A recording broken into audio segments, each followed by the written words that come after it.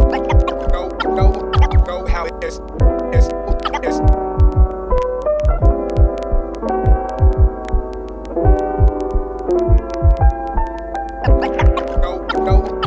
how it is.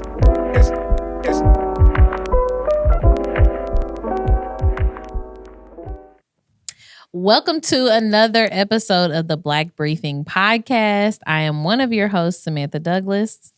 I'm WildStyle for sure. And I am the Greg Merriweather. It always sounds... He is the Greg Merriweather. It always sounds like you're saying for show. WildStyle for show. For sure. I know. But it sounds like you're saying for show. WildStyle for show. WildStyle for show. Anyway, coming back off the special episode. So we're back sooner than usual. We did get into May just a little bit. Y'all have to forgive us. It'll be all right. We do have, a semi-long docket. I feel like we're missing things too that happen. Oh, we are. It was so much that went on. It was. This is why y'all commenting is so important. Please tell us the things you would like us to talk about or stuff that we missed or what you want to see or hear our perspective on, or even on social media or whatever we see it. Let us know that so that we can make sure it's included in this and I don't miss stuff. But anyway, we're going to start with Lawrence. It's the freshest issue at the moment. So I got word, and it has not been, there isn't a link because it has not been reported on yet, but that Lawrence Mayor Deb Whitfield has just fired their director of DPW in Lawrence. And it's one of the reasons why it was just so egregious is because if you look at Lawrence social media and stuff, I mean, it feels like the only people who was doing anything was like DPW. Like it was public works projects was like police the only was doing thing. Too much though. Well, that's what I'm saying. Anything worth, I'm fixing you're it. up there. All right. But anything worth, Don't worry about me. like any kind of good being done was being done, but like So what was the circumstances like? What happened with them being fired and everything? So I don't know all the details yet. I haven't talked to everybody yet, but what I heard so far is that there was a meeting. He was pushing for transparency and honesty. A public meeting? And I don't even know if it was a public meeting. Oh, okay. He was pushing for transparency and honesty and was fired on the spot and escorted out by police. In politics? Yeah, well, I mean, He but was this is the pushing thing. for political transparency and honesty And so they escorted them out. in a place that's done nothing with the police Yeah, yes. that have been on camera. Yeah. Well, I mean, I think everybody gets to their point. I mean, I'm not going to speak for him and I don't know all the circumstances, but I think he gets to a point where you're just like, yo, that's not true. Whatever. You know what I mean? What are we doing in here? Whatever And she he was like- did, I'm 99.9% sure that he wasn't on a high-speed chase with both hands off the steering wheel, pointing and firing an assault rifle while driving in Indianapolis. That's a fact. That's a fact. Now, it's possible he could have done that too, and maybe she's like, I'm the next one that does it, and he did it, but I don't. He's not a police officer, is he? No. Well, Not anymore. Not anymore. Remember, he was with IMPD for a while and left.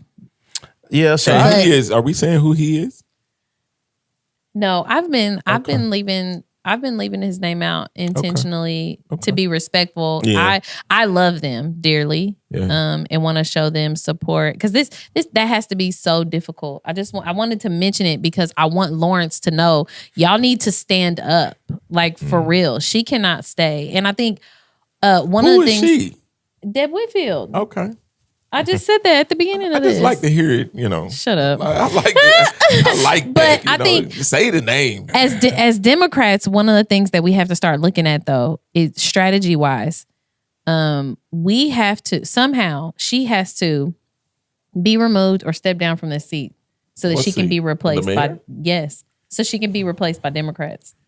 It's the only way to save the seat. So Otherwise, if we let this go to the next election, She's gonna they lose. are going to not only, well, she's not going to run. I don't think she'll run again. I don't think she's that dumb. I don't know. A different Democrat will run. And how many beat her. times has that been said about Democratic mayoral candidates? They're not going to run again. You know what? One is I will remove that. Okay. I will step back on that and say, even if she did, I think she'd be beaten by another Democrat. But I don't think Lawrence is going for it. I think what people aren't realizing is Lawrence. They were just on the Republican side. They're in a fine balance. They can teeter. And I think after this experience, I wouldn't be shocked to see them teeter right back to a white Republican man. And if you want to stop that from happening, somehow, some way, Democrats need to be able to replace her before this term is up. So are we saying that this was a mistake? That electing her in? Yeah. Yeah. I mean, who is? I just remember the celebration. That's all. Well, it was a celebration because she was the first. She was a first. I still don't. Let's be clear. When the first one is bad. Let's be clear. I'm still not. I'm never going to regret supporting a Black woman in a leadership position with the skills and talents that I have to help get her there and knocking doors. I knocked 100 doors in one day for her. Oh my goodness. I'm never going to regret that. They're not going to let you knock on their door no more. Well, this is the thing. We were fooled like everybody else. You go back to them 100 doors, it's going to be a problem. We were fooled like everybody else. I think, honestly, one of the things that we need to talk about is that what happens with campaigns and with candidates, campaign managers, people who are, doing this stuff, they sell their candidate to you. Sure. Right? Yep. And based on their reputation or who they are or whatever, we will buy it or not. Sure. And folks sold her to us and we believed it and bit. And and honestly, up until this point, she was, through the campaign and all that, she was everything. She was doing the right things, saying the right things. She was coming. I'm dead serious. I get that, but I have to say this: the Democratic Party has done something's wrong with their picker. Yes. No. Oh yeah. No, that's true. Yeah, something's wrong. No, it's not just something's wrong with our picker though. We don't have. It's the pool in which we're picking from. Right. It's not just the picker. It's both. Mm-hmm. It's the picker and the pool that we're picking from. It doesn't seem as if they pick authentic people. It's almost like people have to morph into something that they want, but they fake it and then they pick them and then they promote them and then they become who they really are. They can't maintain the fake. It's like they don't go get the authentic worker. That's what.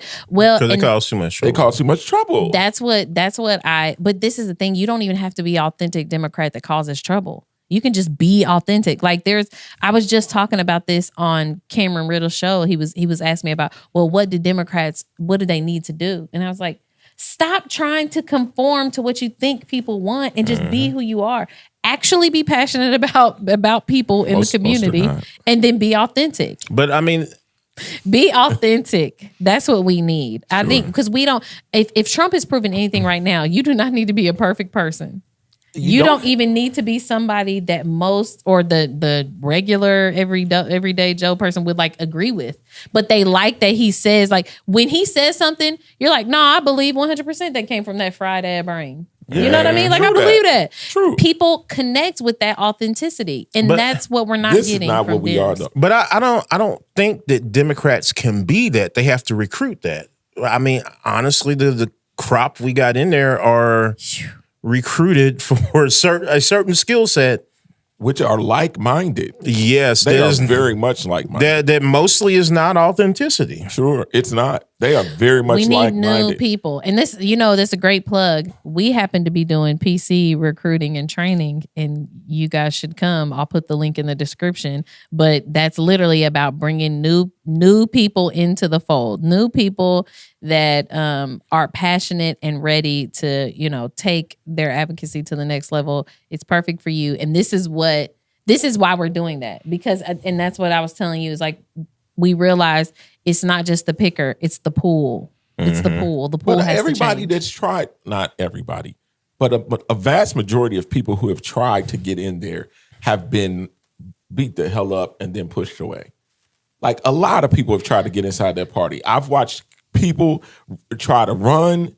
They will literally plant people to oppose them. Yeah, they're not as powerful. I've seen it. I wish the conversation we were having before this episode started. Mm-hmm. One of the things I know that was bad. well, but those folks of that time had real power. Sure. They had real power. Sure. Right now, this is a fake facade of power. So their threats are empty. So it's really you get beat up a bit, but it's nothing you can't make it through. Sure. Because they try to do that stuff to me all the time. And it's nothing I can't make it through, can't navigate. Yeah.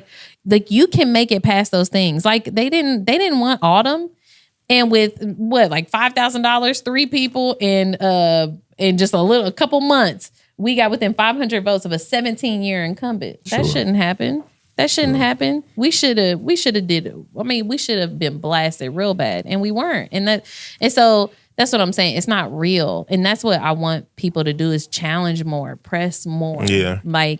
It's not real. It's fake. It used to be real power. They could really shut down your life. They can't really do that no more. So what happens when like you see people like Jesse who goes against the party, and all of a sudden the party works and says, okay, well, we don't want to fool with you anymore simply because of his authenticity? Yeah, but nobody's gonna they put him out of the Democrat caucus. Sure. But it didn't change. Jesse is still in there doing the exact same he's still doing things. what Jesse does, but the fact of the matter is he shouldn't have to go through that. He has enough people power. But again, though, what I'm saying is will it be challenging? Yes. Sure. Can you make it through it though? Yes. And he has enough people power that even if they challenge him and stuff come his next election, he has enough people power to still win. I mean, his district loves him, and I can tell you, based on some other things that we may get into, that he's still getting things done when the other counselors are just afraid to,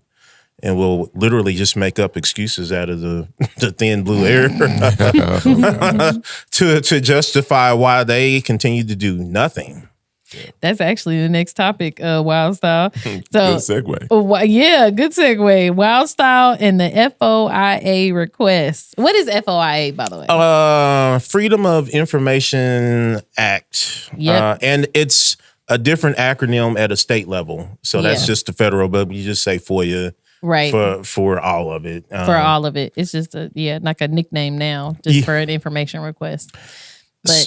But yeah, WildStyle sent an information request. Yeah, I'm gonna have to send a information request out to Lawrence about that police shooting that didn't happen in Lawrence. It happened again. It happened in Indianapolis, where they shot up 38th Street, Arlington Avenue, and 30th Street. Hit multiple cars. Multiple cars. This happened right past the Purple Line station, which is Indigo's #1 traveled line now. Along the 3 route, the 30 route, like these are places that I'm out there, on the bus stops. I also have a brother who's got a child on the way, and they live like about a mile and a half away from there. I would prefer that they not be killed by Lawrence PD. A stray bullet because you're driving with your knees and shooting out of a windshield at another moving vehicle, all at high speeds. So I've quietly Makes sense to me. Yeah. I've quietly been talking informally to some of our local city council leadership, and they just wouldn't do anything. So I sent a formal letter to the leadership, and they tactfully and politely explained to me that the Indianapolis City County Council is simply a fiscal body, and they have no power at all to do anything, handle anything outside of like budgets. And, now I'm not the smartest guy, and I think some of these people might have even been educators themselves, so I have to go look these things up. So when I looked it up, I went straight to the Indy.gov website for the city council. And here's what the Indy.gov website says right now about the Indianapolis City Council. Okay. The City County Council is the legislative branch of our local government. In addition to adopting budgets, levying taxes, and authorizing financial appropriations to fund city and county operations, the council is responsible for enacting, repealing, and amending local laws. The council appoints members to boards and commissions that serve the community, and all meetings are open to the public. So if the council leadership, the Democratic council leadership, Democratic Party leadership is this confused about what city council does, I don't know what to tell you. I implore everybody watching to please take a little extra time with your city councilors. Obviously, they need to be educated about what their jobs are and what their responsibilities are. Hold on. Look, not all of them. Not all of them, but mine is fire. Mine was we was just in a meeting talking about a whole lot of other stuff, housing and all kind of stuff. But the leadership, so, like the city county council leadership, apparently is not aware of what their website says about what their responsibilities are.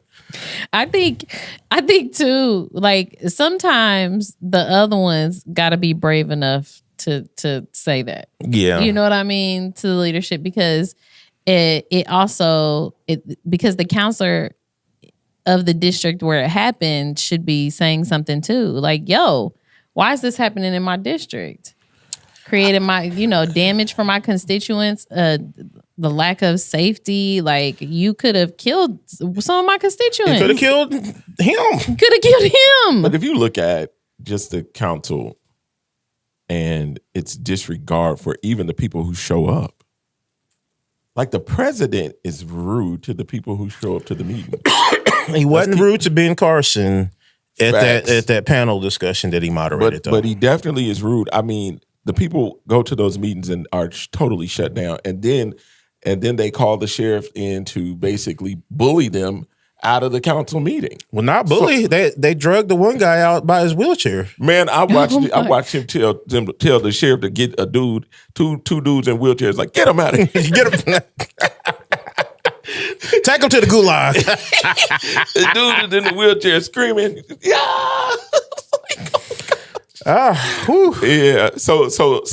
So when you read that WildStyle and you talk about all the stuff they're responsible for, and you watch the council president sick the police on dudes in wheelchairs, it's like, I'm not surprised that nobody even thinks about this stuff. But I was told they were just a fiscal body, so I cannot breathe. Dude. I watched the sheriff put his foot on the back of the wheelchair. Oh my God. Raise the dude up. I said, this can't be real. That's called fiscal responsibility. Get him out of here. I can't. We can't make this out. We're gonna take some fiscal responsibility up in here, dude. I cannot breathe, Greg. I should have known you was on one today. I'm telling you. Hey, they be on one. You saw it. Well, I might have. I saw that. I was sitting at the crib like, wow. I mean, and here's the thing, like, hold on. Can I have a tissue? What made it so bad was the second dude with the wheelchair. The president of the council looked, and he thought it was the first dude he kicked out, remember? And he said, didn't I just throw you out of here? And he looked, the dude was like, well, me. They said, get him out. He said, well, get him out. Oh, my goodness. Oh my God, y'all! There's a disclaimer at the top of this episode. The dude was sitting there on the screen. This is all I need a Gregory Elias Merriweather. It was real. He said, "Didn't I just kick you out?" He said, "Nah." He said, "Forget him." The city council has brought us to tears. Literally. Oh my God! Put that boy on the foot. And let me. Like, God, Greg, he's got the car. Let me just say, nothing is funny about what happened. It's the way Greg is describing this scene. It's all true, y'all. This is all true. But when we get a bad rap for like giving them a hard time about this stuff, and it's like, but y'all did all of this stuff, all of it. Yeah, including send an email and said you're a fiscal body. Like what? Yeah, we don't make no rules. Sorry. I'll say this too. In Marion County, because we get a lot of flack about talking about Democrats and you shouldn't be doing that to Democrats. But in Marion County specifically, we get to be picky. Y'all, we get to be picky. Yeah. Because this is the thing.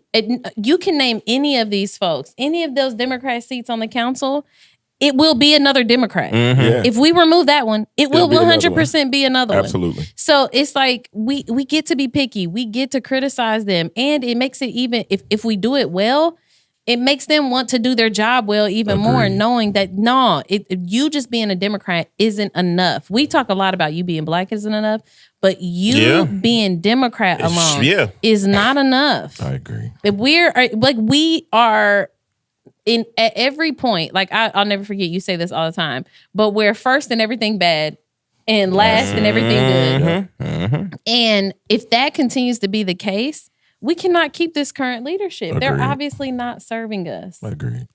And that's something we have to start considering and talking about. It's just like, okay, they're a Democrat, cool. So now when we're in Marion County, it's very likely they're going to be Democrat, right? Yeah. So let's get beyond that. Are they effective? Are they improving anybody's quality of life? And we're not asking for that much. I mean, a man drove through Indianapolis without his hands on the steering wheel and pointed a assault rifle and shot it out in Indianapolis streets, and he got paid for it. Yeah. I just don't want that to keep happening. Can we get something that's like, hey, are you handling your officers out there? Are you going to make sure this doesn't happen? Some type of policy? Yeah. Anything, an acknowledgement that this isn't supposed to happen? None of that. Yeah. Like, you can't get anything. And that, My bad, y'all, I believe. Listen, because you threw me all off. Yeah, you threw everything. You threw everything off. My bad. But anyway, okay. Speaking of throwing everybody off, okay, 3/5 of a brain. That's our next topic.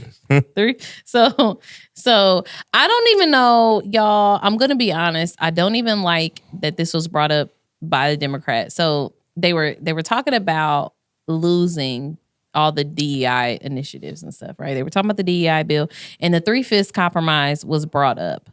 I don't like that it was even brought up in this context. If I'm being honest, it just doesn't. It's just weird.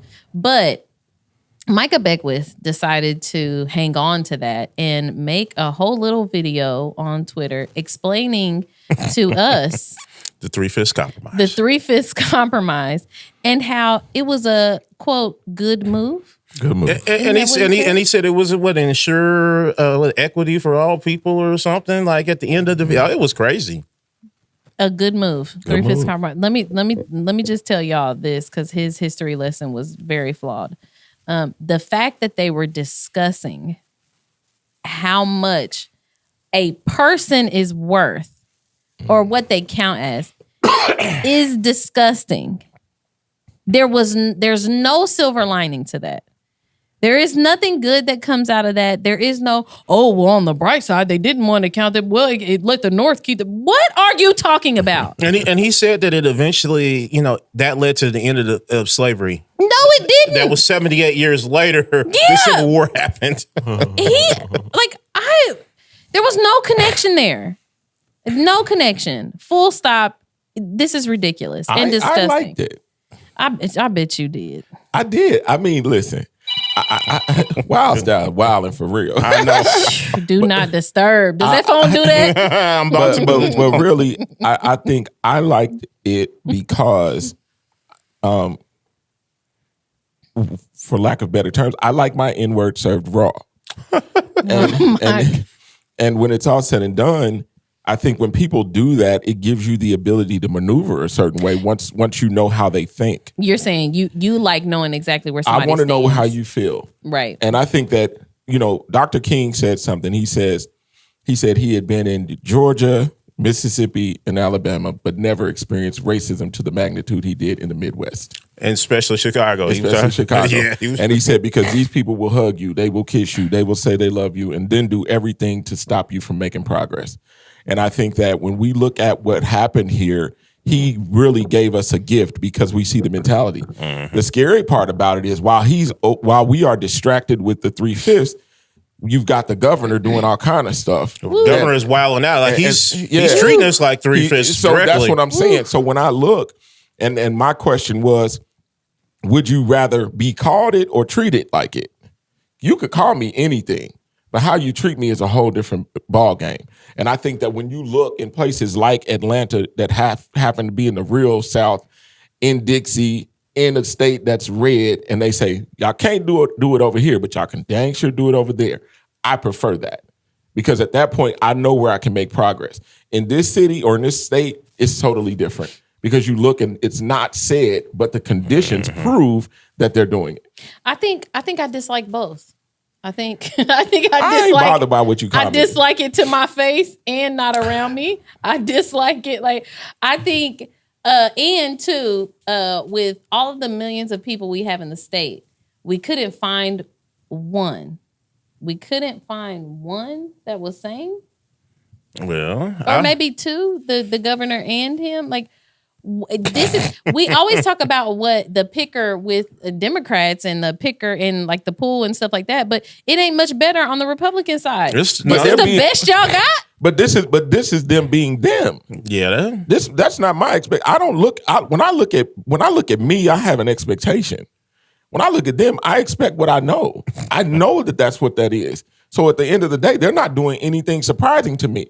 I think that in the Midwest, we have been basically rocked to the point of saying that we like hidden racism.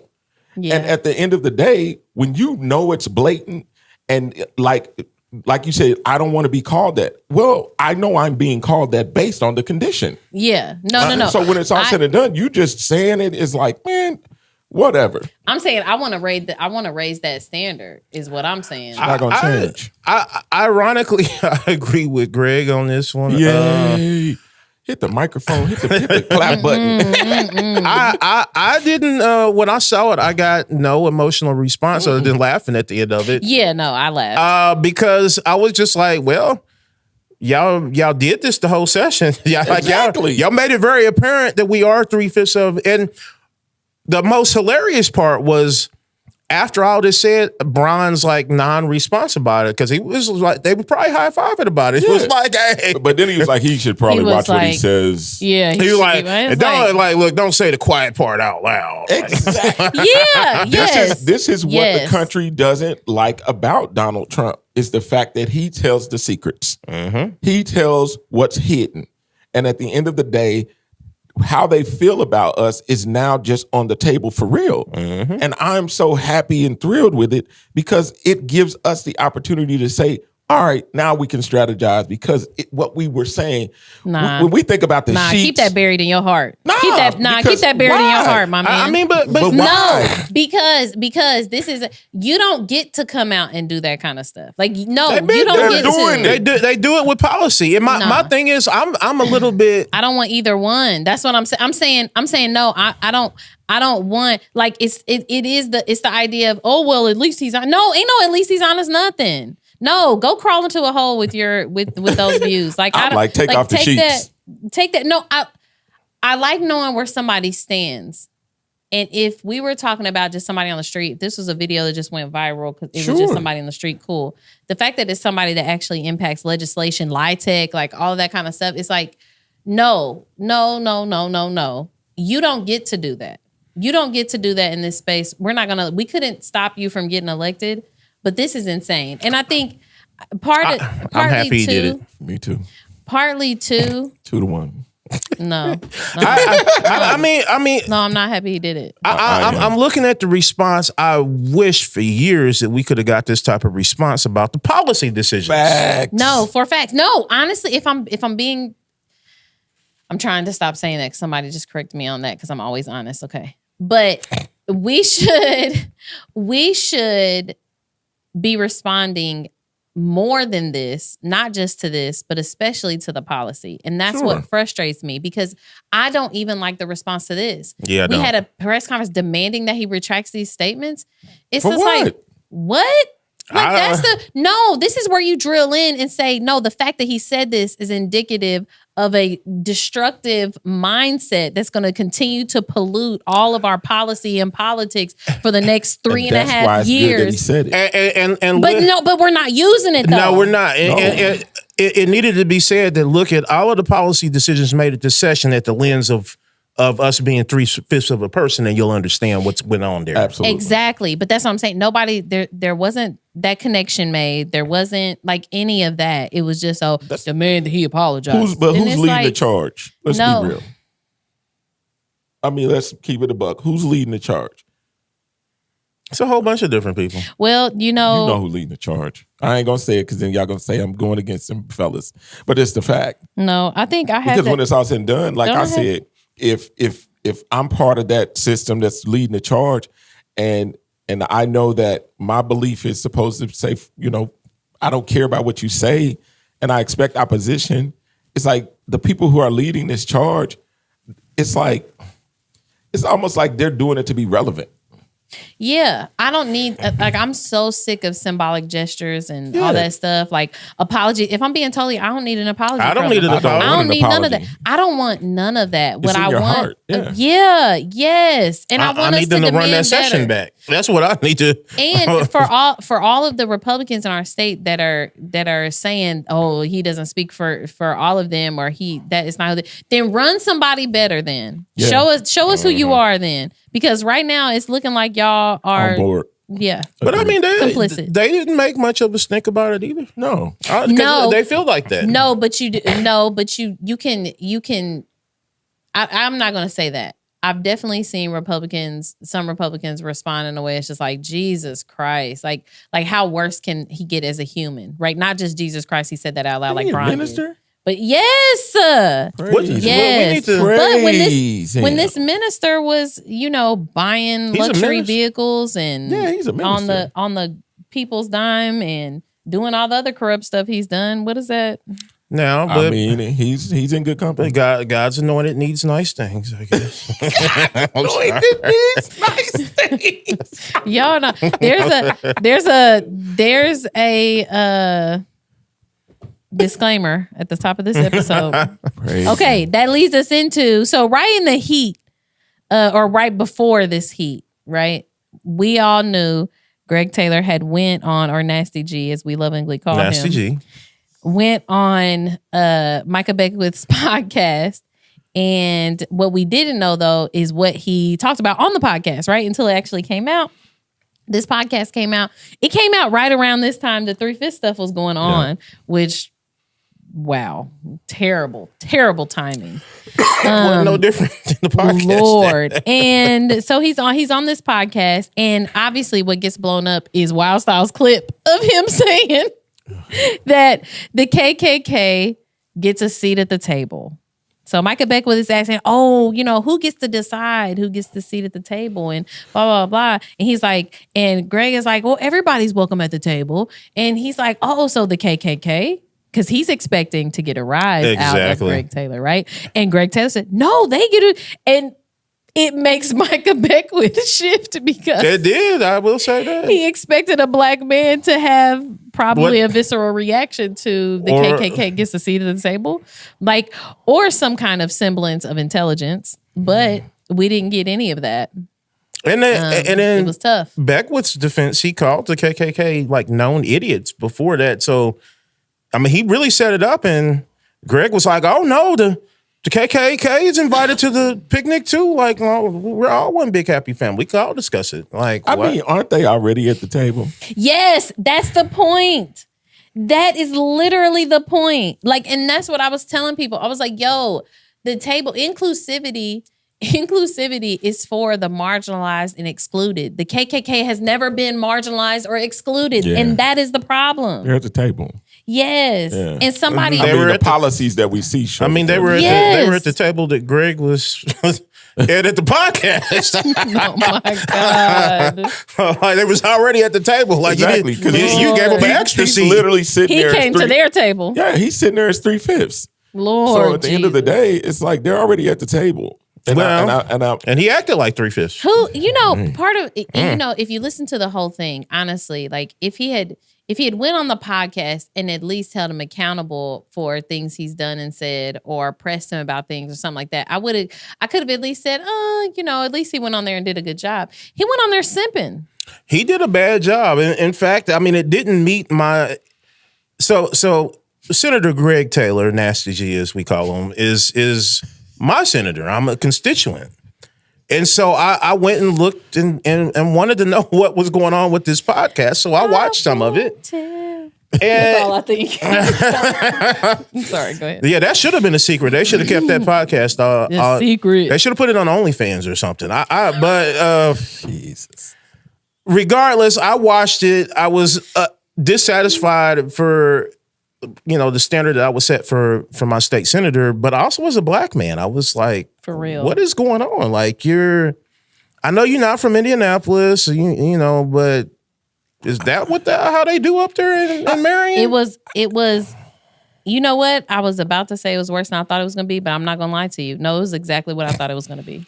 I guess I gave him more credit, surprisingly. I'm just like, why go?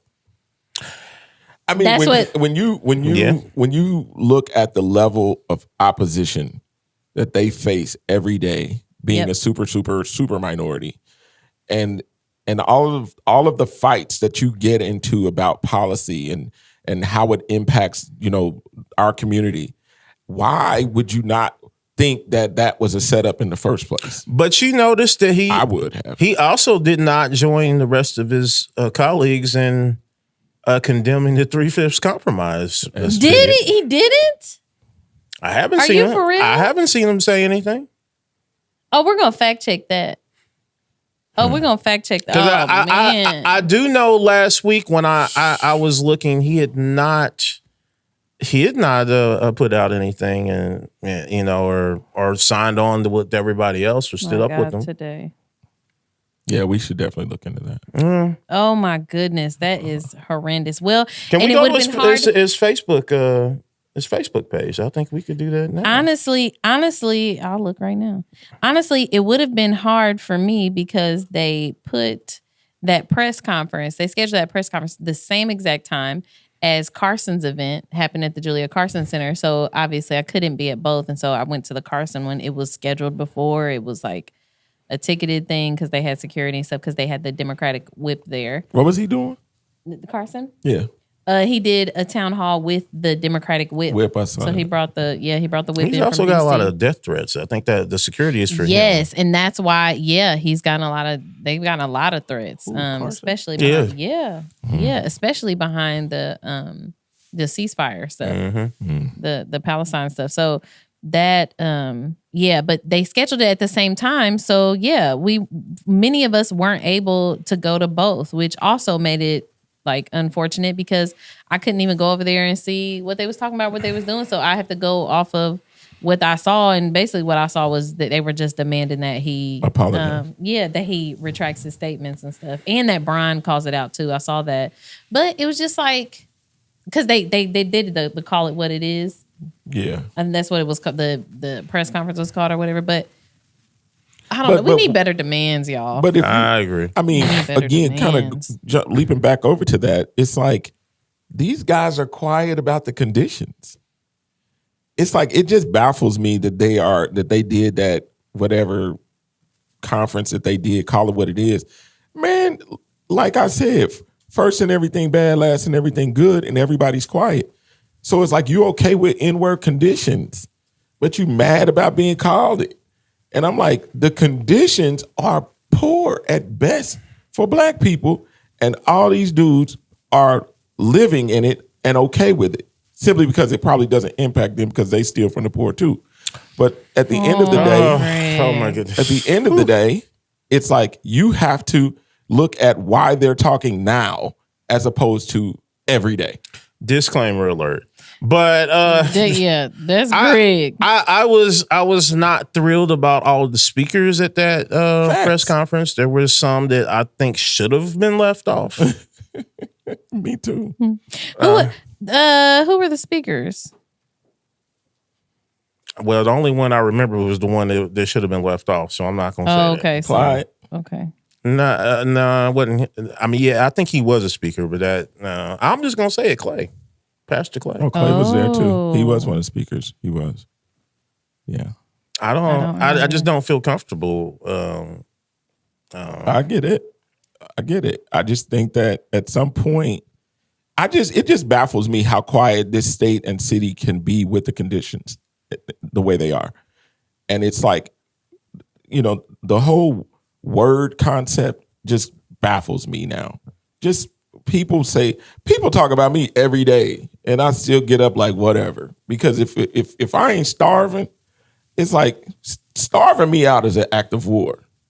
And I think that the crazy thing is we look and we see that we're getting starved out. We are getting, and nobody and people ain't trying to war. And that's literal. That is an act of war. Yeah. No, we definitely should be more angry about what's actually being done to us than what's being said about us. For sure. For sure. But don't say I get it. Don't say it either. But dang. Yeah. Get busy. So you've been searching. Have you been able to find that he said anything about this? So I went to the Facebook page I could find and his campaign page, and both of them had posts from way old. So either I can't see his current posts, like because or he we're just not simply friends, hasn't. or he should have he should have a campaign Facebook, right? Yeah, I went to the campaign Facebook. That didn't have nothing since like 2023 or something. I didn't see it. So I'm probably his real account's probably blocked. I'm probably blocked. I don't know. Y'all know y'all. But the Call It Like It Was press conference, it had the speakers were Stephen Clay, Dr. Lasana Kasimbe, Dr. Clyde Posley, Rabbi Dr. Aaron Spiegel, and Senator Andrea Hunley. And that was Dr. Stephen Clay, by the way. I don't want to disrespect Reverend the Doctor? title. Reverend Doctor. I don't know. Every time I see multiple, titles. Say that again. Who was it? Clay? Who else? Man, you would wait till I click off of it. Greg. I mean, it's okay. But it was Stephen Clay, Lasana Kasimbe. She's associate professor at IU. No, that's Clyde Posley was the moderator. Rabbi Dr. Aaron Spiegel, and Senator Andrea Hunley. Okay. Call it what it is. I like Andrea. I like most of the speakers. It was one that call it what it is. I call it like that. I'm like, thank you. I'm gonna call him and say thank you for telling us this. Oh, stop. But yeah, I would say that like I would think like as a state senator, and you just went on this guy's podcast, and then he basically says that you possibly being 3/5 of the person back in the day is a good thing. Yeah, you ought to be able to find that statement on the web. I'm starting to feel like. You would think reporters would have asked him about it. Like, hey, you were just on this dude's podcast. Maybe they have. Yeah, I'm sure. If I were him, I probably wouldn't speak on it. If I were Greg Taylor, I wouldn't say anything. But else. You said you wouldn't have got on the podcast. I wouldn't have got on the podcast at all because I would have felt like it was a setup. Yeah, for all the stuff that they face every day. Y'all were two very different Gregs, apparently. Yeah, it's this Greg and that Greg. Yeah, no, and then I just Googled it. I don't see a response. Yeah, because there is wise choice. I don't think there's a response. Be quiet. No, I would have did it. Like, I mean, it's never too late to do the right thing. It is. Do the right thing, even if it seems late. Like, no, you should. No, you know what? I would love to see him say, man, I shouldn't have went on that podcast. Like that would be like, at the very least. He could say that. Yeah. Would have been great. But also I wonder, why don't our state level elected officials have any kind of handlers that are like, because I don't, as an individual, you're human, right? You're not going to always make good decisions. Now, Greg Taylor has allegedly made several bad decisions, but you would think there's people around you that's like, you shouldn't go on that podcast. I think they do have handlers. And that he just don't listen? Probably not. I mean, there's no way that anybody advised him like, oh no, you should probably go ahead and do that podcast with Beckwith. Like, I know that didn't happen. That's what I'm wondering is like, and two, I don't necessarily feel that way about everybody, but you can't do that. No, yeah, you can't. Yeah, sometimes you have to pick your battles, and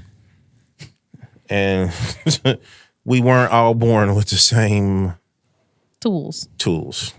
Yeah, that's a fact. Mm-hmm. Okay, Brian, we're gonna move on. Brian is signing bills. Obviously, the ones that made it out of the State House, he's been signing them. It's been making news because there's a lot of things. So in the budget, I saw that this was in the budget. They slipped in him trying to get control of the IU trustees. Yeah, that was wild. Right? Wasn't that in the budget? I'm not tripping. Right? It Okay, was. that's It what was I in thought. the budget. It was slipped in there.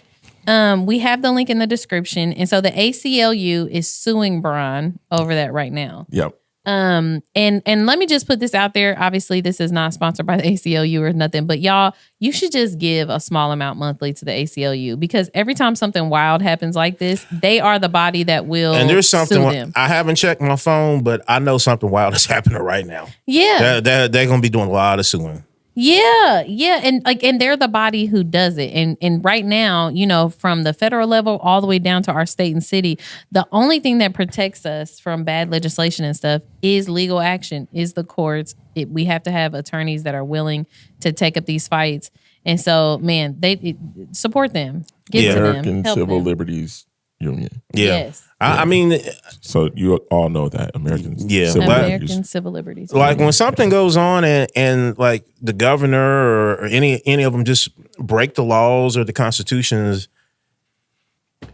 if somebody doesn't sue, nothing, they just continue to do it, and whatever they said goes. Like that's the end of it, unless somebody sues. Exactly. And the ACLU is the organization that like goes and watches that and like, nope, we're gonna file a suit. And you can't just how can you just attack IU? I was You know, like, surprised what? I was surprised that like they just left Purdue. Like, I don't know, y'all good. Yeah, it's we like just want to You take know over why IU. it's not Purdue. You know why it ain't Purdue. It's a powerful dude at Purdue. Well, he ain't there no more. He ain't But there he's no there. more. Yeah, he's there in spirit. He's there. He's there in spirit. Yeah. Yeah. And you don't want none of that smoke.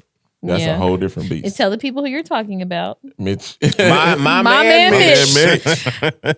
Real Some talk. of y'all may be too young for that, but my man Mitch. Mitch Daniels is a beast. Yeah. Okay. Another thing that came up was they banned marijuana ads in Indiana. I actually heard of some Democrats that were on board with this. Yeah. They want people to shop locally. Yeah. Buy local. Buy local. What better way to ensure that? But I mean, yeah, I think that's interesting because everything around us is legal. Every state around us. So Yeah. Illinois, Michigan, Ohio, right? Yeah. Illinois, Michigan, Ohio, Indiana, and Kentucky. Yeah. Hold on strong. No, you And got to for get meth what- there. You know what's interesting too? Was it you who made this point about our shortfall and then talking about how much money It was a whole bunch of people that marijuana? said. Yeah, a whole Marijuana's bunch of people bringing said in? that. But it I don't think it brings in what people think it brings in. It brings in a significant amount of money. But I think you lose. I think it probably breaks even at some point because Between what? what happens legally, because all of a sudden you're going to have to figure out a way because all those states have to figure out what they figured out with alcohol. And you have to, all the legalities that come into play that change. That's interesting. I'll go look that Then on top of that, like in Chicago, for those of you who know and who have been to a dispensary, not me. And you Never go been. and you go in there and all of a sudden like you get the receipt and it shows you how much you've purchased, how much you can purchase for the rest of the month, right? So at that point, it's like you've got that system, but what happens is that system creates an underground system because the person who's getting the riches is the grower, simply because those strains are in a store now. But if you're limited on what you can purchase, then it gets underground. And all of a sudden, you create what you thought you were getting rid of. You create a stronger one, simply because it ain't like liquor. But I mean, But it here's the creates thing, an underground. But for they real. still bootleg liquor too. They do. I don't smoke. I've been in a few dispensaries with friends and stuff. But even in those cities, like you still had the weed man. You still got a weed dude. Period. And not only that, you're talking about tax. You're talking about how much it costs. And then all of a sudden you look and say, man, why am I paying $300 for this? And then they put a like whatever what is it called? The weed level. The THC. Yeah. So THC. all that. So you can only have a certain level. It can only go so high to get so high. And so all of a sudden, all those things come into play, and then it creates the underground where people are selling higher grades. for cheaper. I mean, but they're already doing that with the government and the state not getting any cut of that, though. Is what I'm saying. So we would get a lot of money, but I think there's still but you know, good amount of profit. I mean, I think, you know, that solution isn't to go stop the underground market. It would have been like to get that budget shortfall handled that Trump caused. That's what I was more so thinking. It's just like, this seems like a terrible time to be fighting marijuana in our state when we could use the income. That sounds crazy to me, but I guess, you know, whatever. The next one is, so I put these under here because they're impacted by him, but Ivy Tech Anderson has ended free summer classes for high schoolers. Y'all, he just showed me. Senator. Quiet. I'm sorry. Ivy Tech ends free summer classes for high schoolers. It's actually Ivy Tech and Anderson, I think, right? I thought it was all. I thought it was all of them. That's what I thought. It was all. Okay, maybe it's all of them. I have the link there. You guys can look. But it's because of the budget cuts. Yeah. It's because of the cuts of funding. But we all know that Ivy Tech wanted to do that too. Let's just be honest. They definitely chose where to cut, but I mean, still, if money wasn't getting cut, arguably they'd still be doing it. So there's Maybe. Next one. Next one, some bucks are gone. I wanted to talk about this just a smidge because I feel like some of the reporting kind of put you in the mind of more so of like the summer meals program and stuff. And this is actually the program. I'm not defending it at all, but this is the program actually through SNAP. So we were getting an extra $120 in the summer per kid. For EBT. Yeah, for EBT, for SNAP. Yeah, because them kids will, when they home all summer from school, they will eat you out of the house and home. I know I did my parents. And they was mad. I got 4 of them things, and they was crazy. Greg is lying, in case you guys don't know. But my dad was military, so at the end of the day, everything was in ration. So, so you didn't open cabinets. He'd be like, "This is what you can get," and leave it at that. You don't want no parts of this. It was like, bet. My kids eat us out of a house and home. They be eating. These boys be eating. Yeah, my father would be like, "You're not about to send us to the poorhouse." Yeah, no. This is all we got. And people don't realize just how much, like, we can easily spend $2,000 on food. Easily. A month. $2,000. Like, y'all. Teenagers, boy, they can eat. Oh, my God. It is significant. It is significant. So, it's sick. I think they said like 700,000 kids. Yeah, it was about last year was like 700,000. 700,000 kids, families of these kids got this additional $120 per kid. Yeah. Wow. And that's gone. That was not in his budget. And so, and this is the budget. Remember that we said those 2 Democrats signed. Okay, just FYI. Or voted for. I'm sorry, not signed. Voted for. Okay. What's the matter? Go ahead. No, I'm just thinking about just all the amenities that come from with poverty per se, and it's just I just wish there was a fight for true equity, because it's like when these things get taken away, what is it saying? And it's almost like we are. I said this on a live that we're like. Our community is like, you know, when a baby is getting breast milk, it's like that makes sense. But when you get teeth, it doesn't. Right. And it's like we are basically on the breast with teeth. It's like we should not be this dependent on this system. No. And and it's to a degree where we start complaining about it, but we should be fighting about the problem. The problem is equity. Yeah. It's economics. It's like an economic war. It's like economic warfare is happening towards us. And we're economic apartheid. Yeah, and we don't think about that. We just think about all the programs and say, oh, man, they're taking this away and they're taking that. Okay, well, how do we not be on that anyway? Yeah. And we're too quiet about that, in my opinion. And that's, one of the challenges is this, and I thought about this. I have a great example for this too. So me and Whitley were talking one time, and we were talking about the gun violence situation and stuff, and how the NRA advocates for gun legislation and you know, all that kind of stuff, right? And it was like, man, you know, they should also, if they're going to put guns in our city, they should also be funding, you know, safe storage programs or how to use them safely, or, you know, stuff like that. And, you know, part of you, obviously, like, the real solution would be stop. But if you're going to do this, do it in a way, you better be doing this other countermeasure too, right?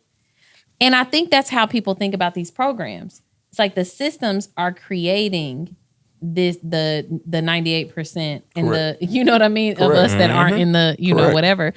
And the system is creating that. And you're like, I mean, the real fix would be fix the system, right? Fix the system. But if we can't fix the system, then we need these programs that help supplement so that people can still be fed in the process, because people still need to eat. Yeah. People still need to. So I think that's the challenge with what you're talking about. It's like there's so many of us that are in a position that we can't think big enough or long term enough to overturn such a corrupt system. But that's what happens, though. Even that's just the system of racism is economic, first of all. Second, everything that's being created for the most part is to keep that system. Yeah. People get mad at me, and I get a bad rap for it, and I don't care, but it's the truth. When I talk about activists or advocates, they don't realize that they're advocating for the system. They don't realize that everything you do keeps people where they are. Every non-for-profit that has something to do with the community should be designed to close. It should be, if I started out with 1,000 backpacks, I need to get to a point where I don't give any, because I'm creating something that says, okay, how do you get your own? But now we call this heroism in a sense, because you say you're helping the community. Are you really helping the community, or are you keeping the community where it is? And I think people are scared to think like that, because you get caught in that trap of thinking you're actually doing work, but actually you're helping sustain what is there as opposed to fighting against it. Your critiques about charity are not far off, because I've noticed that in the homeless space that there are many advocates that are fighting to end homelessness, but there are a lot of, especially the white evangelical churches that voted for Trump, support Trump, love his policies currently, and they get out there and they will go serve Negroes all day long. Because they don't really want the conditions to stop, and they think that somehow that they're fulfilling their commands to Christ by serving, but not changing those conditions for those people. Poverty Incorporated. And that. Man, I think such a business. It is. It's such a business. I think too, it has to do with the perspective in which they're coming to this work too. Because if you're coming into this work to be a savior, that's fulfilling. Yeah, it is. Right? And it is for a lot of them. And honestly. Unfortunately, a lot of folks don't come to this work to actually solve a problem. They come to it to be a savior. And that fills that hole for them. That fills that void for them. And because what I think is interesting, especially lately, and even like around housing, like I had a conversation recently with somebody who's in housing, and he was talking about housing as a human right. And what's crazy is in the Black community, especially, we talk about housing in a way that builds wealth a lot. Sure. Yeah. Like, we want people to own homes. We want Black people to own homes. We want them to start building wealth.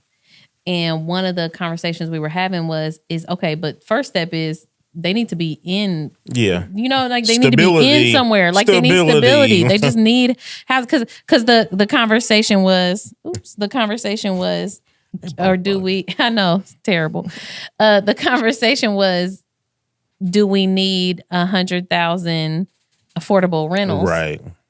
Or do we need more, affordable buying opportunities? Sure. Or, and ideally both, right? Sure. We need both, because we need affordable rentals that people can be in. And if they desire to build wealth in that way, that they can then transition from there to, other opportunities.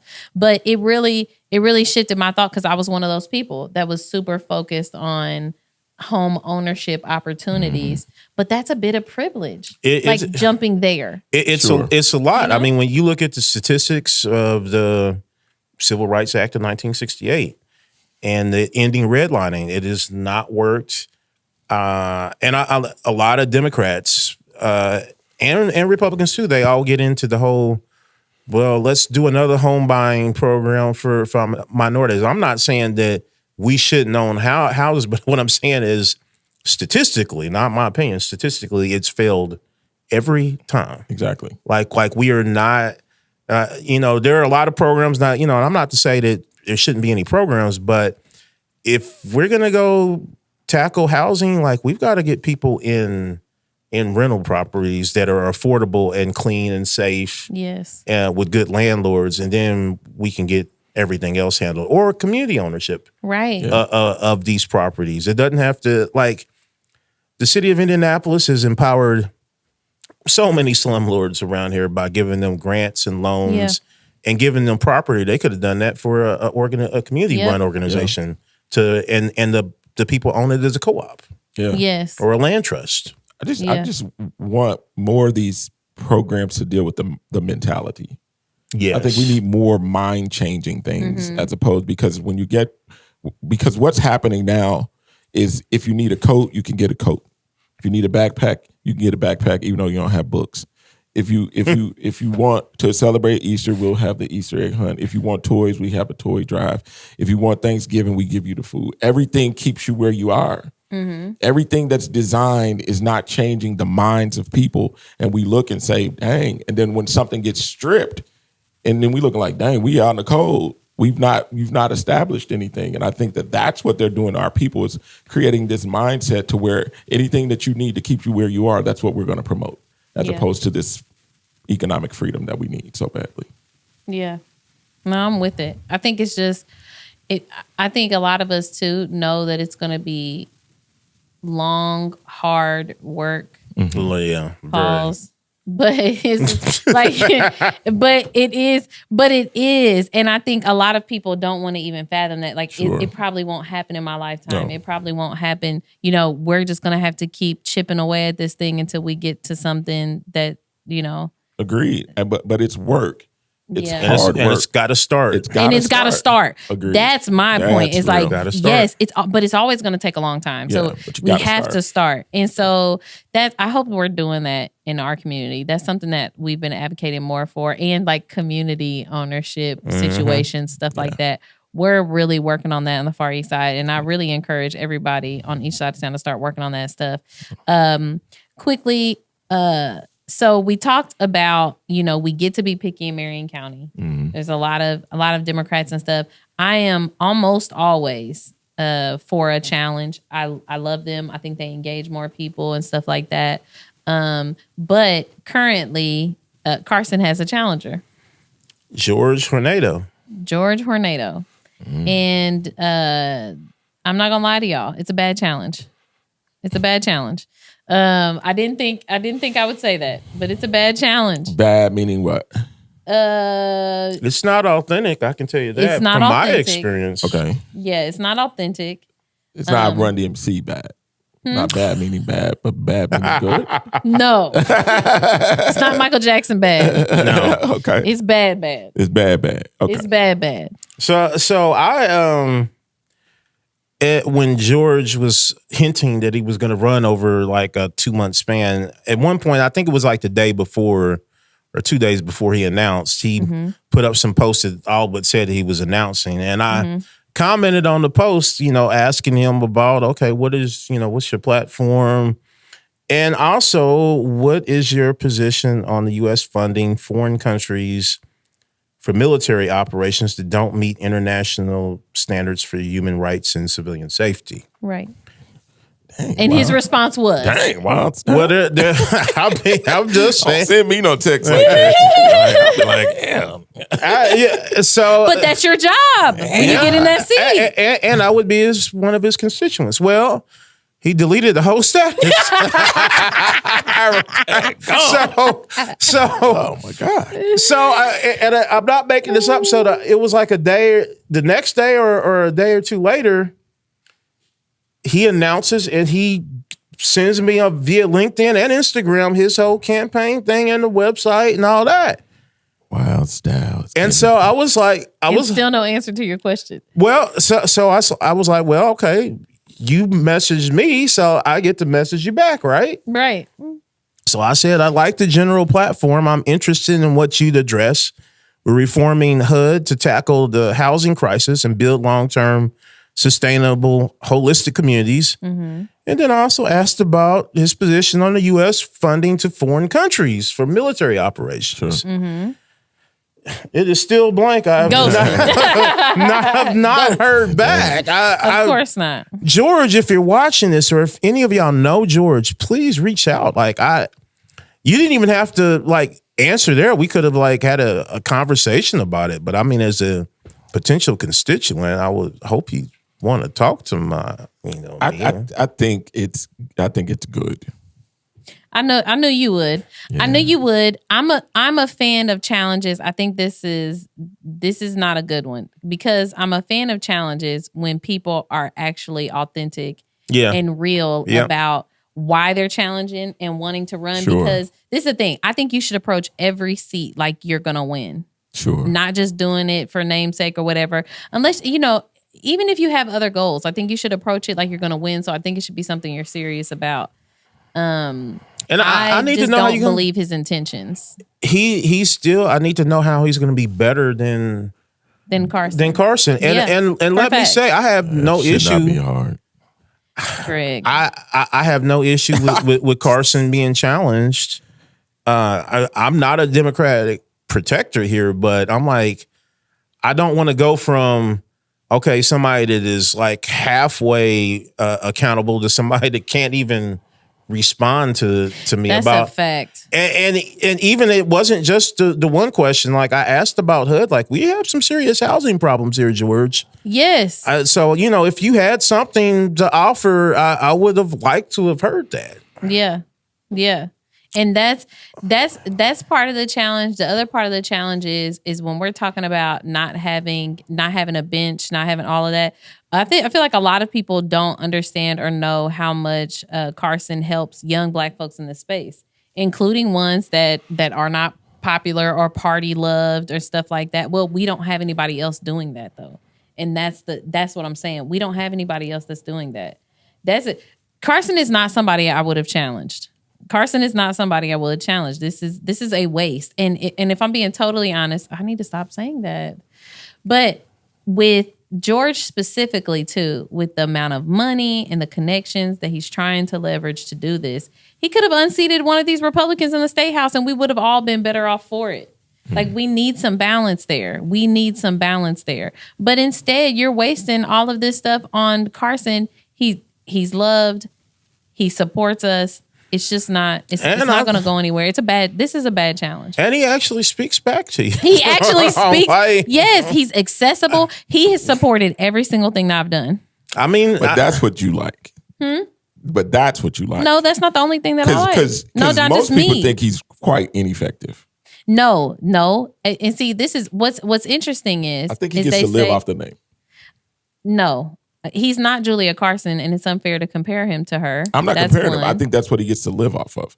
I think that's the draw. I don't think it's him. I think the people that even back him, if they were honest enough to say it publicly, they would say he's not done a darn thing. I don't think so. And I know the people who backed him, and they're like, nah. And the only reason they say they're loyal is because of Julia Carson. I don't think so. Pete, this is the thing. It would have been easy for him to just stay quiet on the ceasefire stuff. It would have been easy for him, like everybody else did.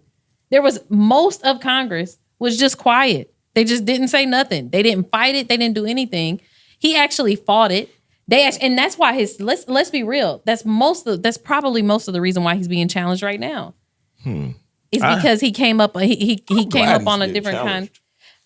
But he's been challenged many times. I mean challenged in this kind of way. When he gets challenged, most of the time, you already know the people that they're putting up are not going to be him.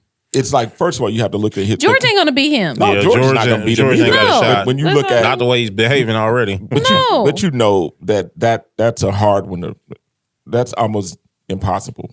Really, you'd have to come with somebody that's really, really strong. I would. Well, really strong, but bonus, really authentic in a way that in a way that Carson hasn't been. That's the other thing too. Is like he's yet to do. You said that I like that he supports. It's not just that. I have yet to see him do something I didn't ask him to do too, though. Like if I come and say, hey, this is this way, it needs to do this.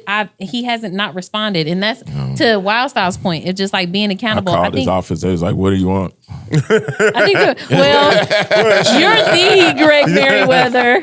They were like, "Oh, it's the Greg Merriweather." Oh no, they was like, "What do you want?" I was like, "I voted for him. What do you think? What I want?" This is. I think there's a lot of our elected officials that there are some that need to be better activated. Yes. And there are some that are willing and some that are unwilling. And he's willing. And that's what I like. I don't need everything to be perfect. But like WildStyle said, he's responsive, he's supportive, he's willing, he's like he's nowhere near on a list of yes, let's challenge him. I would agree, but I always pay attention if somebody's challenging them to see like are they offering better? George in this case has offered nothing. But I would like to see Andre Carson use his social connections, his privilege to do more for not his duties as a congressman, because I know they're limited, but his influence to do more for Black Indianapolis. 100%. I would like to see that. That's what I'm talking about. And that's what I'm on board with. Like, I would love to see that too. Like and I've actually said this, bring in the Hip Hop and Politics panel here, bring in folks like Killer Mike. And we've actually talked about this, actually. This ain't that town.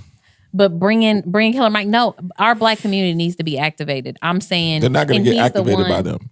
He's the one to do it. If we can look right now at a national who is now becoming an international gem, is Nuri Muhammad in this town does not do. He's never on anything hardly ever in this town, but now he's everywhere. And I talk about it with Thomas X all the time. He's not this town. This town doesn't like people that do the work that they see Killer Mike do. And all of a sudden, you bring a Killer Mike in. That's why I never liked the Stewart speaker series, because I was like, you bring all these people in to say messages about what? Do you take notes? When you leave? Is there something? Is there a call to action? No, we're celebritized. Well, but you're talking about this. What is Killer Mike gonna do in Indianapolis? I'm talking about Samantha. No. But if you brought him, what would he do? I say there's follow up. That's the difference. That's the difference. Like right now, recruiting people to run for PC and stuff like that. Mm-hmm. This is good work. This is actually great work. Recruiting new people to get in this space, giving them the education, because we're going to be running these little campaigns. I'm building a bench. This is what this is, to get us new leadership that hasn't been tainted by what's been here for so long. Like that's part, and we need to do that. We need that. What we need is some sparks in a row in the Black community that can help us get it started. Is bringing Killer Mike here a silver bullet to solve everything? No. Is it going to automatically? No, but it's going to start sparks. Jared would come purely because it's Killer Mike. Would you not? See? But here's my thing. And Jared is one of those. He don't really do politics like that. And that's what we need to do. We need to activate our men. We are still a city that is 30% Black who votes for white men and then asks for a Black agenda. That's us. Greg, but because we're not here getting the education and the knowledge that we need. That's what I'm saying. We need something that brings folks to the table. And then once they're at the table. This town would kill Malcolm X. I don't think we're all like that. Will we get everybody? I think you'll find Black folks like that all around the world. You do, because they have he's in a place where Black thought is welcomed. So if you look at Atlanta, we have to start chipping away at that, though. That's what I'm saying. We have to start chipping away at that. I'm a Black nationalist, and people are like, I don't want to hear that crap, Greg. No, I would not. Exactly. See, that's not the kind of people I want. But the reason I would not come is because I'm like, I would only be coming for his celebrity. It's like I could call Dr. Umar. I can call a lot of these people simply because we think alike. But when I look at this city, I realize that this city is not black in thought. This city is blue. How do we get there though, Greg? That's what I'm saying. So it's black. So what do you think the solution is? We just leave them that way? I think the solution is take the people who are in your city that think like that and then put them somewhere so that you could not spark this city from the outside. It's not that city. This is not that type of city.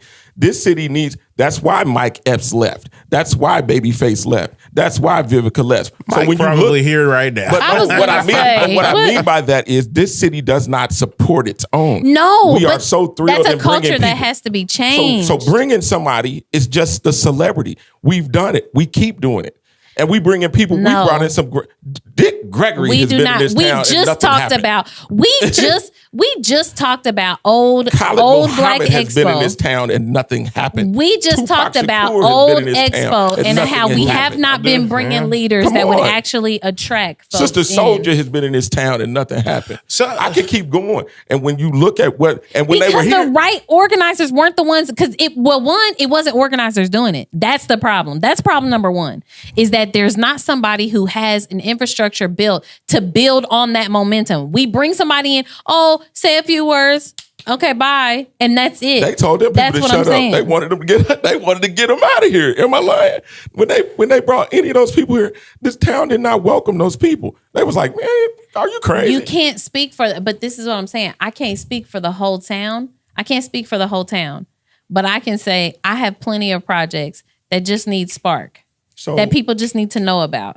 And so bringing that attention to those kind of programs, these kind of plans, it would work. And we would be able to keep that fire burning. We have to get honest.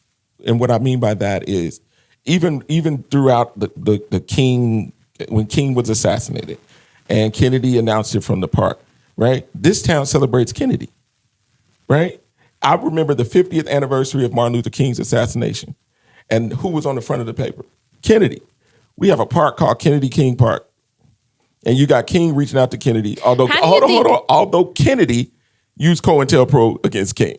And we are that backwards in this he town. wiretaps on that. Come on, that's a Fourth Amendment violation. We know this. No, This is how true. do you think Indianapolis became this way?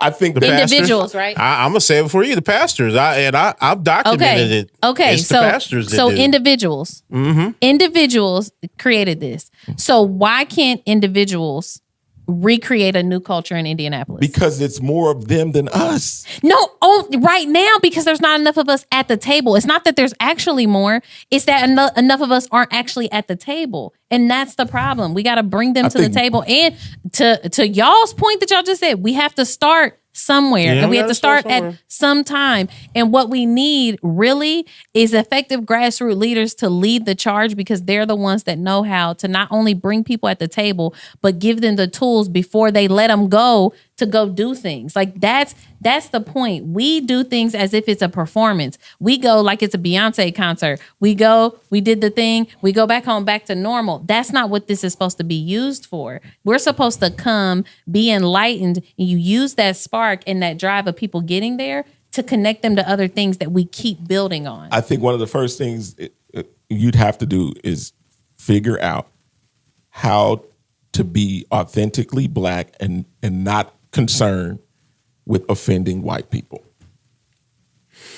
Everything we have that was developed to go against racism is now I think step one is bringing people to the table, period. We can't even listen. They're not even here. Hold on. They're not even here. You had the Black Expo, right?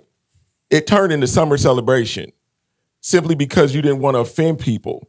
We are those people in this town. All of a sudden, everything that had Black in it, they are urban those in people. They said, well, we don't want to be offensive by standing on Blackness. Now, hold on. That was Tanya Bell. But we still that. That's them. No. She ain't going nowhere. Don't say we still that. They're still that. Okay. And this is the thing, too. They're also getting old.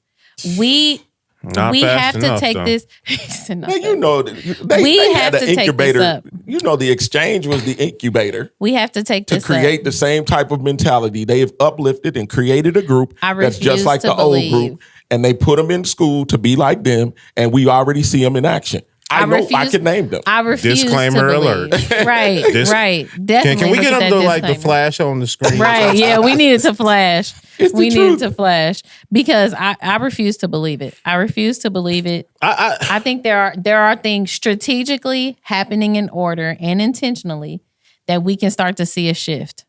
I think both of y'all make great points. I don't necessarily agree with some of the leaders that either one are naming as the people to uplift, but I do think that this is going to be a grassroots thing, and it's going to take a lot of leadership. It's got to start somewhere. Yep. Maybe Killer Mike. I'm not super enthused about Killer Mike myself, but maybe some people are. But it's got to start somewhere. We need Black people that wouldn't otherwise be involved to be inclined to be involved. And that's all that's the only reason why I brought him up. I'm just saying it would bring out especially and in particular our Black men, our young Black men.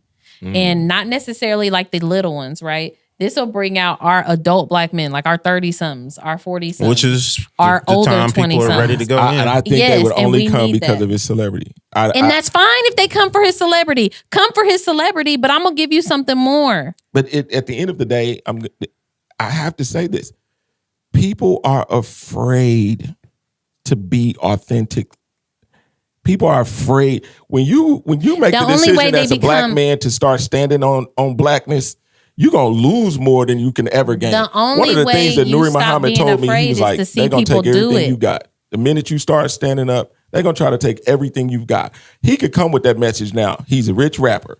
He could come with that message. The facts of the matter is, when you make the decision to stand up as a Black man in this country, you're going to lose more than you can ever gain from it. And I think that that's the fear. It don't matter who comes and gives the message.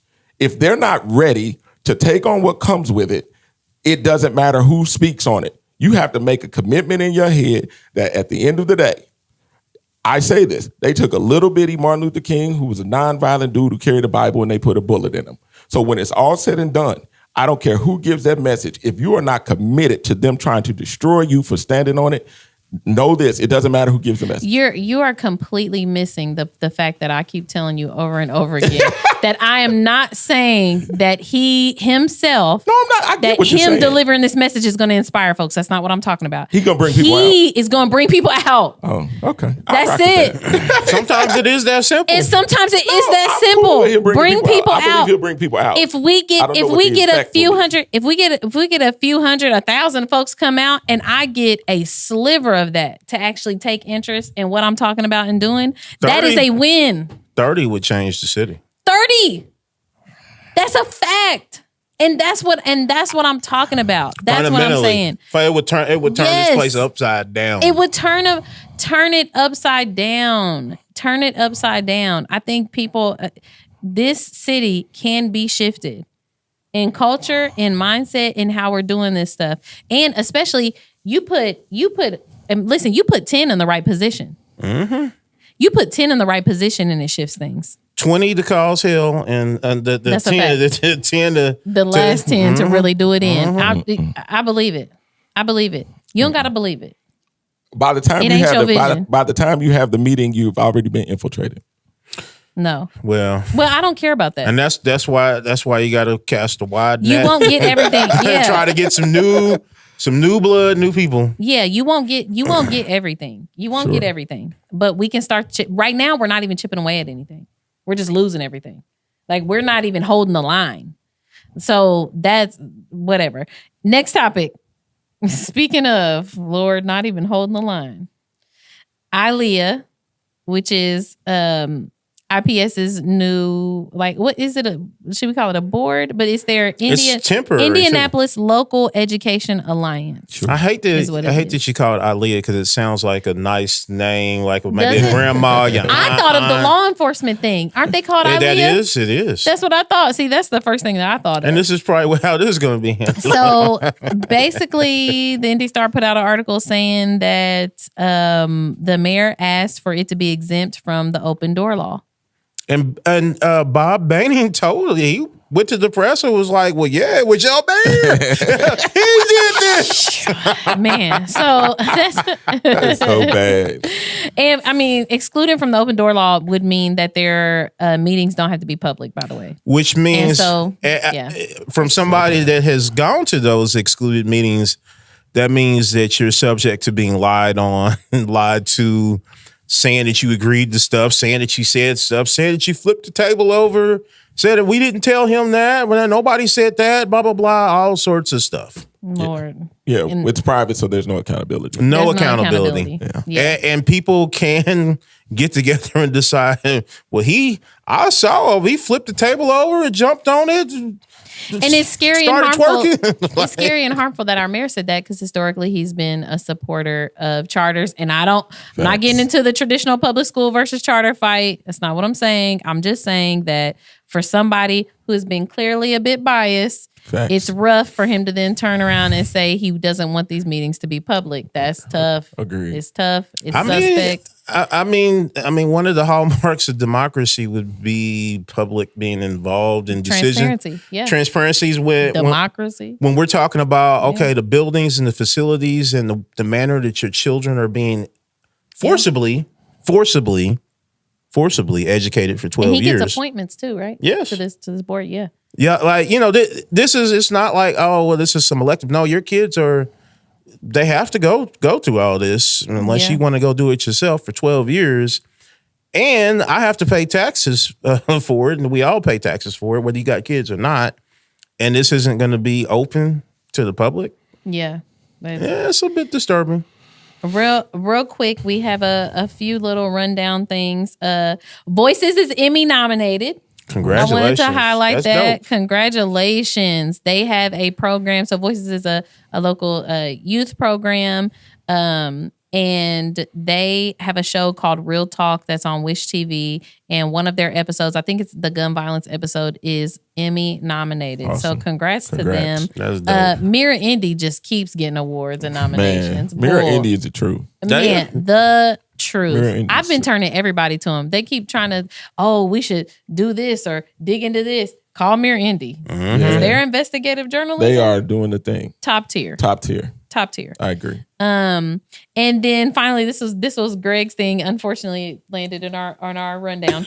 But Trump has said he's unleashing America's law enforcement. It's interesting because we thought they were already unleashed. Yeah. I felt that as long as I remember, I didn't think they were tethered. I tell you that. We thought they were already unleashed, but apparently he's strengthening and unleashing America's law enforcement to pursue criminals and protect innocent citizens.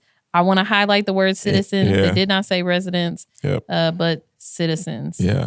And that will be that will be defined driving by him. Driving hands free down Indianapolis streets, Jesus Christ. firing an assault rifle, and then getting pro bono legal support. Yeah, legal defense of law enforcement. The Attorney General shall take on all appropriate action to create a mechanism to provide legal resources and empowering state and local law enforcement, Attorney General, and other appropriate heads of the executive departments and agencies shall take on all appropriate action to maximize the use of federal resources to provide they are going to provide new best practices. Yep. My God. So, chokehold's already been back, though, since the state started taking over our use of force policy, by the way. So pretty much anything goes. Anything goes. Yeah. And then this is in lieu of the officers getting, not totally off, but state level. Was it state level? Yeah, Memphis. Yeah. Those officers. The black officers? Yeah. Yeah. They got off. Yeah. Yeah. There was one in Cincinnati. It didn't get off. Man. I don't know. Did that father run over? It wasn't the same one. It wasn't the same one. Officer. It was he just retaliated. I can't imagine the mental headspace that you're in that space. I saw the video of them shooting his son, and I'm not defending anything, but I can understand how somebody would have blacked out because it was clear his son was running. There was you can't see any gun in his hand, and if he had a gun in his hand, there was no way he was able to point it.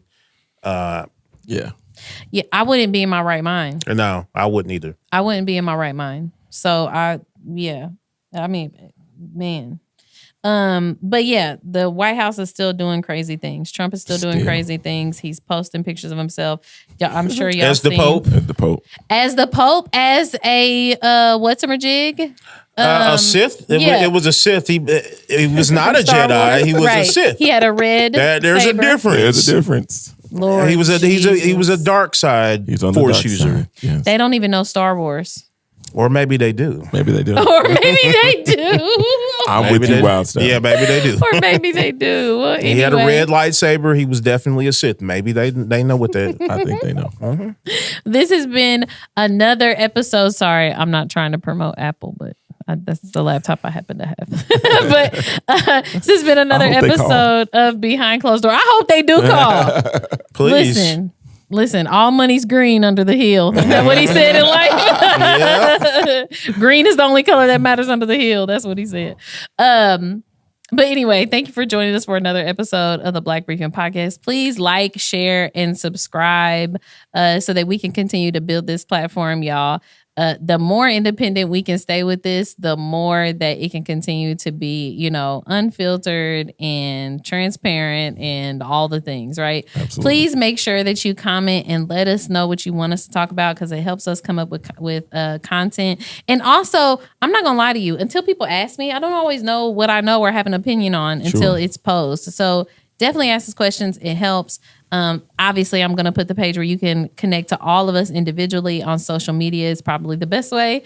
And again, y'all, please just stay informed, fight. You don't get what you deserve. You get what you fight for. And go out here into our community and continue to fight for what's right. Appreciate y'all. Take care. Peace. Know how it is.